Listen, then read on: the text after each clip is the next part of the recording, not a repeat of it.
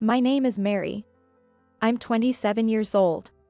After graduating from a nursing school, I currently work in a surgical ward. Life is busy. I started dating Kent, who is also 27, through an introduction by a friend who graduated from the same vocational school in our field. Kent works as a doctor at a cosmetic clinic. Despite our busy schedules, we continued to date and got engaged after 2 years. That might sound like everything is going smoothly, but there was an incident that painfully reminded me that life doesn't always go as planned. It happened when Kent and I visited his parents' house for the first time before we were married. My family's been doctors for generations. He mentioned that. Of course, their house was also big. Even though it's a predetermined path to inherit the family profession, becoming a doctor isn't something you can just decide to do. Generation after generation, which means that generations have cleared the hurdle of graduating from medical school. Impressive. And to maintain that, their family must be incredibly dedicated to education. I could tell by the sparkling clean entrance and the vase on the shoe cabinet, which was adorned with beautifully maintained Casablanca lilies. When we were shown into the living room, we were served coffee and sweets. I was told that the dishes, the coffee, and the sweets were all luxury brand products. The only thing I recognized was the sweets. I had never even heard of many of them. So, Mary, you work as a nurse at a general hospital, don't you? Kent's mother inquired. She is very much a doctor's wife. Yes, I do. I answered nervously. Are you a registered nurse, by any chance? Well, actually, I'm a practical nurse. There are registered nurses and practical nurses. I was surprised to be asked, but I guess that might be something a doctor's family would be curious about. However, it seemed to be an important factor in Kent's family. That's problematic. Kent's mother said. Kent's father also chimed in, saying, Indeed, that's troublesome. Is there a problem with that? I cautiously inquired. Practical nurses, unlike registered nurses, can't perform medical procedures without a doctor's orders. But since I don't work at Kent's family's clinic, it didn't seem like it was about needing an extra hand. Then, his parents started saying something quite peculiar. Being a practical nurse, your income potential is capped, isn't it? That would mean you'd have to lower your standard of living. And genetically, whether you can bear children who will maintain this family's lineage. Well, think it over. We received this gentle yet dismissive rejection typical of upper-class families and left Kent's house. We got more opposition than we thought. I said with a raised frown as we left Kent's house and walked down the road to the train station. But at that moment, I thought we could still make it work after 2 years together. After all, things often don't go exactly as planned in life. Right. But they didn't outright oppose us. And he said so, too. Encouraged by his words, I hoped that they would take the time to accept me. However, I was about to learn just how naively optimistic that was. 2 weeks later, Kent called me. What's up? Arriving at the cafe where he called me, I initially thought it was just our usual meet-up. But there was someone else there. That person was... Oh, hi, Emily. It was my senior colleague. Why was Emily here? The story went like this. After our visit, it seems Kent's father had said the following. It's difficult to lower our standard of living at this point. Especially when gathering with fellow doctors. Having a practical nurse in the family might look less cultured. It's harsh, but in the medical field, they're considered bottom tier. This creates a disparity. In the end, it would make both Mary and you unhappy. He added. Mary works at California General Hospital, right? I know a doctor there. He will introduce you to another woman you are going to marry. And the other woman introduced was my senior, Emily. Emily, 32, older than both Kent and me. Indeed graduated from a well-known university with a degree in School of Nursing, and was smoothly progressing through a management track as a registered nurse. So, I thought about it. Like my dad said, practical nurses can't become managers, and financially, it would lead to poverty, right? And you probably wouldn't fit into an elite household either. That would make us both unhappy. Dad introduced Emily to me, but honestly, you can't really compete with her in terms of intelligence, income, or even looks, right? He must have prepared his speech, but I was blindsided and couldn't keep up. Unhappy, being a practical nurse means being unhappy. The words practical nurse and unhappy swirled in my mind. Then I looked at Emily. Emily was beautiful. Tall and well-proportioned. She gave a bewitching smile. Sorry, I took him from you. All I could do was hang my head. No, I wasn't good enough. Why? Why did it have to end like this? We had been dating for 2 years. Without a single fight. I learned to cook, and I loved him so much. Tears fell onto my skirt. Kent said this. So, we're all in agreement then. Let's continue to get along. The fact that you, with your bottom-tier line job, couldn't go on to marry me. He wrapped it all up well. We're engaged. Look at my Harry Winston's ring. Wow, that's so nice. Emily flaunted the ring. Her peers, nurses of the same age, squealed in delight. I walked past them in silence. That ring. Kent had chosen it. I felt nothing but emptiness. I had just returned my engagement ring. Though it wasn't the same brand, just days after returning mine, my direct senior was flaunting hers. There was nothing more heartbreaking. But, who would flaunt it like that? Emily's too much. The lack of consideration and restraint towards you makes me question her as a person. My colleague Sophie, who knew the situation, commented with a grimace. She's pretty, but she treats practical nurses like errand runners and always tries to one-up me by bragging about her promising future. I really can't stand her. To me, you're 100 times prettier. Just think of him as a guy with poor taste. Sophie comforted me. Indeed, Emily did seem to look down on practical nurses and had a bad habit of acting superior to her juniors, who didn't like her much. I usually kept my distance from her. But today, of all days, Emily made a point of coming over to me. And then she said, "Our wedding is set for June. I'm inviting all the nurses from the department, so despite everything, Mary, I hope you'll attend, too." I was speechless. I think anyone in my position would have reacted the same way. Don't worry, I won't mention in the ceremony's introductions that the groom dumped you for me. Emily declared loudly. By that point, it would be obvious to everyone that Kent had moved on from me to Emily. But I'm inviting all the nurses from the department. Please be there. She insisted. I was just standing there, stunned. Sophie was angry beside me. But even her voice seemed distant, fading away. Is there such a thing as this kind of harassment? Sophie exclaimed in outrage, hitting a nearby pillar. Yeah, but what can we do? Right, what can we do? Kent chose Emily over me. That's all there was to it. But accepting that reality, my emotions just couldn't keep up. From now on, as long as I was here, I'd have to hear about Kent every day, and eventually, Emily would become the head nurse. I would be under her thumb. There's nothing more miserable than that. So, I threw myself into job hunting during my work breaks. It was less about wanting a new job and more about desperately wanting to cut ties with the past. In hindsight, I think it was just an escape from reality. Fortunately, there's a nursing shortage everywhere these days, so I quickly found a new job. I decided to resign before the wedding. So, I ended up not attending the wedding after all. But the rumors still spread throughout the ward. And of course, the patients heard them too. You're leaving. A newly admitted child asked me with a sad look. You encouraged me so much when I was admitted with a serious injury. A middle school girl, who had been admitted with severe injuries from a traffic accident, said this as she sadly held my hand.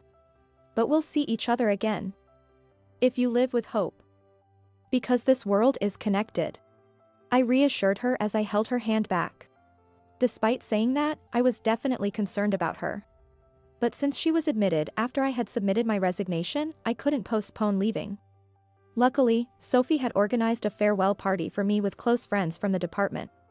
So I asked her to take care of the girls' emotional needs during that time. Leave it to me. I'll take good care of her. Sophie assured me. And she said, "Don't worry about her, just leave it to us. Go ahead and move on to the next stage, and forget about your ex and that thieving cat." Years later, the close friends from that farewell party decided to have a reunion. It was like a reunion, and we met regularly, but that time was a bit special. Even after being kicked out of the bar at last call, we continued talking outside, chatting away until after midnight. That's when I was asked to do something. I had deleted Kent's contact from my phone, but one of the friends had his number and arranged for us to meet through her. That was what I was asked to do. It's been a while, he said with a condescending smile. Not even a hint of embarrassment. So, what are you up to these days? At the cafe where we met, Kent ordered a coffee. And then he dumped a ridiculous amount of sugar into it. I knew it. But remembering such things irritated me a bit. And to be told by the man drinking that sickly sweet coffee. Still in a bottom-tier job? Well, I guess there's a cap for practical nurses. I downed my tea without any sugar or milk. Even after all these years, it irked me that he still used terms like bottom tier. Is there really a bottom or top tier to jobs? I thought about this when we broke up, but people like him look down on others to relieve their stress. Such folks will always belittle those they consider beneath them. Just watch, I'll crush you. I'll give it all back to you. After downing the tea and looking at the empty cup, I felt a switch flip inside me. I'm going to shake up and turn over your value system today.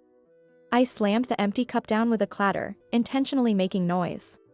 Then I looked straight into Kent's face and let it out. What? What are you talking about? My salary is now over $300,000. Wah. Kent froze, still wearing the mocking smile he had when he belittled me. I began to tell him about the path I took after we broke up.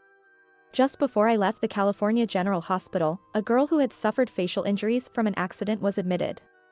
She had broken bones too. Meeting her changed my life, I shared. What? I don't understand. It felt like a flurry of question marks were floating above Kent's head.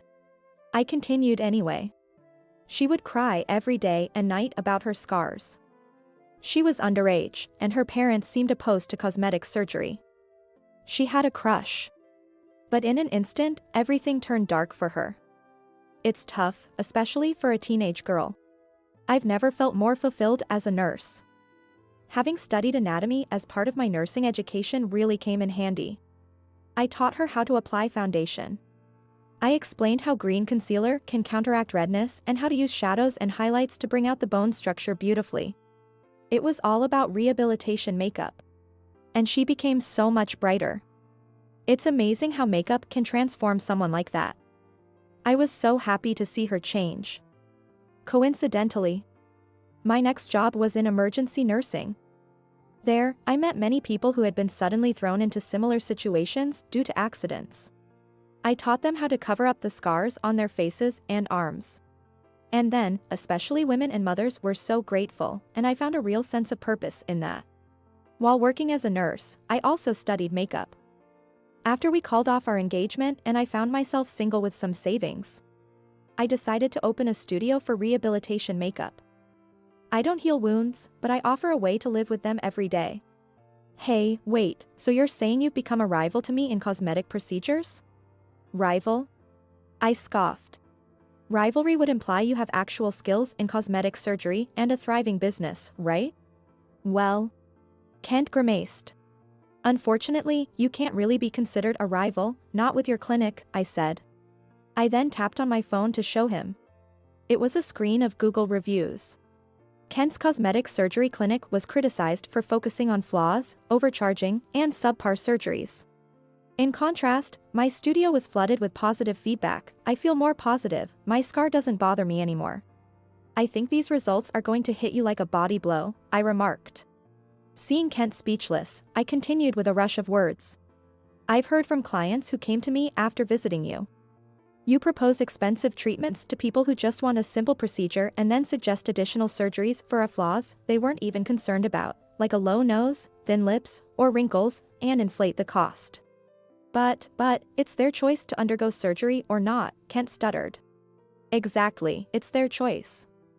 And many choose not to go through with your procedures and end up coming to my makeup studio instead, where I offer not just rehabilitation makeup but also general beauty and anti-aging makeup now. This review was particularly telling. I pointed out one of the critical reviews. One patient ended up with an uneven buttocks. She's currently visiting my studio. Really? Kent's face turned pale. She is suing us now, isn't she? He blurted it out before I even had to say anything. That saved me the hassle of explaining, which was quite convenient. Yes, she is. But you know, I've expanded my services. Not just makeup, but I've also integrated a gym, focusing on a holistic approach to beauty. She came to us quite down, but as she worked out and built muscle, her body line improved. And her mental state has become much more positive through small successes, I explained. So, with you being sued and lacking skills, how could you possibly be a rival to us? You should really get over yourself. With your bottom-tier skills. I emphasized the word bottom tier quite deliberately. Bottom tier. You said it, didn't you? Instead of saying, I say. That's bottom tier skill, comment? That came from a client at the gym, directed at you. Kent just bit his lip and fell silent. Wonder how it feels to be hit with the word bottom tier. I straightened my back, deliberately looking down on him. Then, my phone rang. It's done. Came the message from Sophie. After listening to her and hanging up, I turned to Kent with a blank expression and said, there's another piece of news today. It seems the results are in. What results? Kent asked back, visibly flustered. It was quite an undignified sight. You really don't know, do you? I laughed. Hasn't your wife told you anything? What about my wife? That's about your wife's rant, practical nurses should pick up trash, they are slaves. That's problematic, isn't it? It is definitely a violation of labor laws. What? She could be dismissed on disciplinary grounds, so you can look forward to that. I placed the money for my drink on the table and smiled at Kent, who was sweating profusely. The difference in earnings between you and me at the time we were dating has probably reversed, and the gap has even widened. In the nursing world, rumors spread fast. Your wife probably won't be able to find another job easily. Especially after messing up at a big hospital like the California General Hospital. Kent seemed unable to believe it. Such a thing, no way.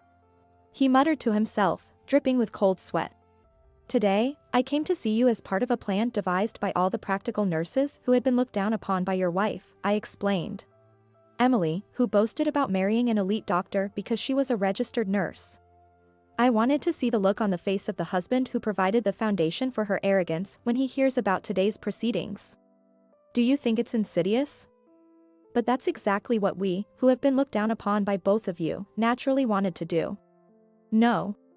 You thought you were the privileged class, loved by money? The husband was overtaken by the bottom tier he laughed at. And the wife was crushed by the bottom tier she mocked. How does it feel now? As I was leaving, I threw in one last comment. Also, you might not have noticed inside your building, but just 20 meters from your cosmetic surgery clinic, my studio stands. I've also set up a gym nearby, so when your clinic goes under, I'll buy the land. It's bound to happen soon, I said. Kent's eyes rolled back in shock. As I predicted, Kent's cosmetic clinic soon went under. The reviews and the stories from clients who considered his clinic but then chose us made it somewhat predictable. I opened a yoga studio on the clinic's former site. I heard Emily was fired over the labor dispute. While I was inspecting the site for the yoga studio's design, I encountered Kent and Emily. Perhaps they were there to sigh over the site's fate. Upon spotting me, Kent approached and said, "Hi, long time no see. Congrats on expanding with a yoga studio." "There's no need for congratulations if you don't mean it," I replied coldly. "Hey, you're expanding your business, right? How about adding a cosmetic clinic too? Then I could." He started to suggest. "I'm not interested in hiring incompetent doctors," I stated firmly. "Well, then at least let me," Emily interjected. "I don't need staff who lack teamwork and are prone to looking down on others." I flatly refused. "I'm sorry, but I can't have a constructive conversation in the presence of the previous owners." I told the real estate agent who accompanied me for the inspection, and they kindly escorted the two out. This is how I successfully established a yoga studio near my makeup studio. A few years later, I was attending a wedding. Though I say this, it wasn't my wedding. It was the wedding of the girl who had received stitches on her face just before I left the California General Hospital. Thank you so much. Mary helped me stay positive. He told me that my facial scars were no big deal, that he only noticed when I told him about them. And he even said that he loved me with the scars on my face without makeup. She read the letter. Congratulations. Truly, congratulations. I shed tears. Life is not for those who look down on others negatively, but for those who look up and live positively. I will continue to work to support those who want to look up and move forward.